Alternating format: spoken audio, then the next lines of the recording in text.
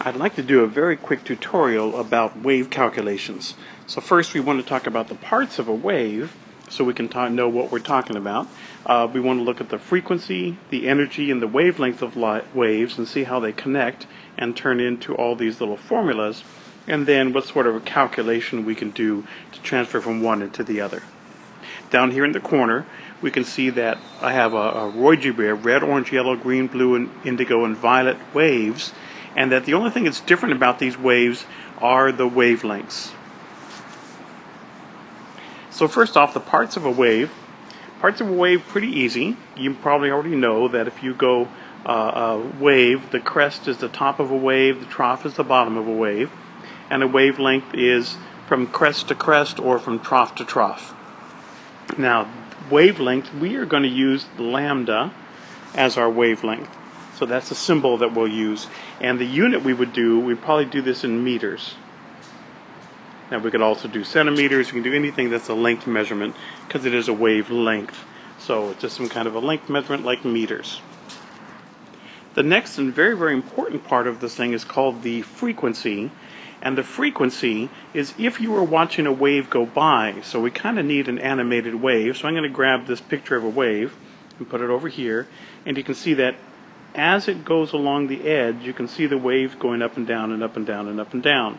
So let's do it again. Let's look at the red wave up here. And it goes down, up and down and up and down and up and down. If we were looking to say the purple wave, it's going up, down, up, down, up, down, up, down, up, down, up, down, up, down. And the frequency of a wave is how many waves go by a place in a second. So we can see up here in our picture that if we have a tiny wave, small wavelength, then we get lots, 1, 2, 3, 4 waves go by per second, whereas with our longer waves, we only get one wave going by per second. So down here, this would be 3 waves per second, and this guy would be 1 wave per second. The units we use for frequency is going to be how many waves per second, or sometimes we just say 1 over seconds, or sometimes we say seconds to the -1, or the official term is hertz. So all of those are frequency units. And the symbol we use in physics, they use an F, which makes a lot of sense. In chemistry, we use what I call the Greek letter nu, N-U, and it kind of looks like a V, where there's a little tag off to the left side. So the parts of the wave that we really want to worry about here is the wavelength, and the wavelength is crest to crest or trough to trough, and the frequency, and that's how many waves go by per second. Now we want to see a connection here between wavelength, which is lambda, and frequency, which is nu, so lambda and nu, and we can kind of see what's going to happen is on this red wave that it has a large wavelength. So let's do up here large wavelength, so I can make a big lambda for the red. Okay, but let's say down here for that blue, that's going to be a much smaller wavelength. But we saw before, if we were talking about these waves moving, that for the blue, we would get lots and lots of waves going by per second. So if we were counting them, we go 1, 2, 3, 4, 5, 6, 7, 8 going by per second. Where in the same time, we might only get 1, 2, 3 of these going by per second. So the frequency is going to be small for the red wavelength, but it's going to be pretty large for the blue wavelength, and even larger for the purple. So we can kind of see what's happening is these two variables are inversely related, so it's not too surprising that if we multiply them together, that we would come up with a constant, and the constant for this one is the speed of light. So the equation that we're going to get out of this is that the speed of light is equal to the lambda times nu, and you can kind of see how the units are going to work out. Lambda is going to be in meters, and the frequency is hertz, or 1 over seconds, seconds to the -1. So that's going to come out to be meters per second, which is what we would expect for speed, like speed of light. Now, besides this equation, you can see that we could solve for lambda, or we could solve for nu.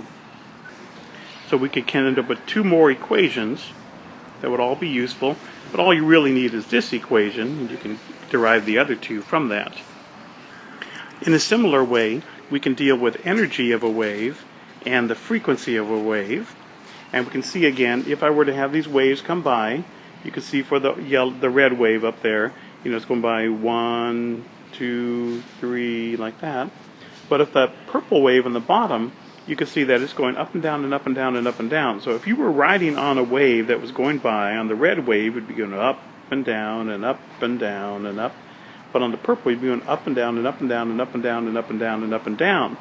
So you can see that on a red wave, your energy is going to be relatively small, and the frequency is small, few waves per second, few waves per second.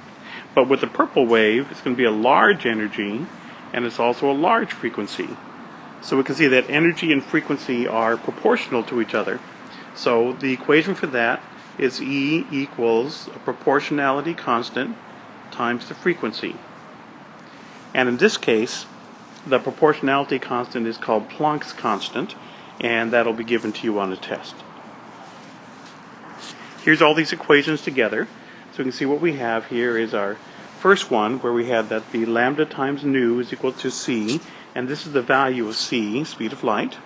And these other two are derivations, useful derivations, but you can kind of see if you want lambda divided into c to get frequency, and if you have nu, the frequency, you can divide it into c to get lambda. The other part we had here was E equals h nu, and we said that that's proportional, and that's the proportionality constant. Very odd units, 6.626 times 10 to the minus 34 joules times seconds, but that's okay. And if we were to put together two of these equations, specifically this one and this one, you could see that if we substitute in the nu for h nu, we get E equals h, instead of nu, put c over lambda.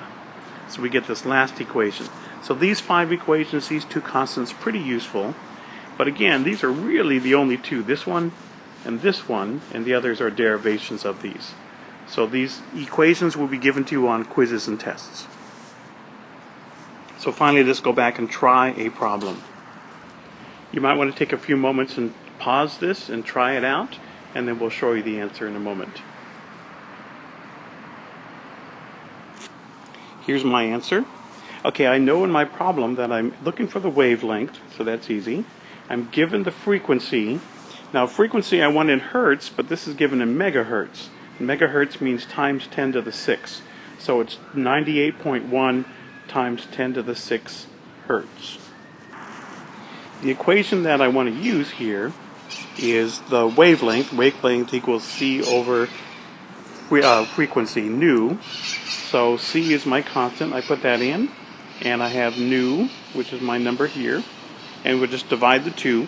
Notice that hertz turns into seconds to the minus 1. So seconds on the bottom, they both cancel. So I'm left with meters. And then my answer here, which I did a little wrong, is 3.056. So about 3.06 meters, which is pretty long, but radio waves are very long. And that's how we use these calculations.